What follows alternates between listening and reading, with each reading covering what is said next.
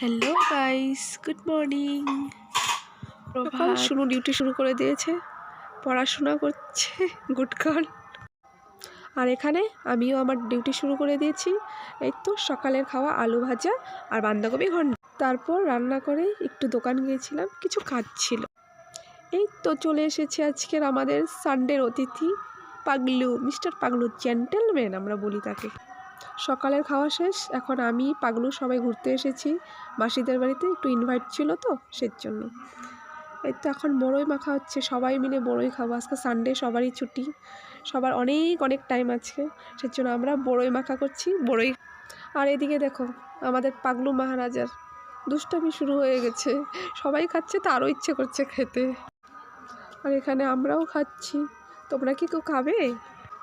বড়ই মাখা খাওয়া শেষ, এখন শুরু হয়ে গেছে এনাদের পান খাওয়া, গপ্প সপ্প।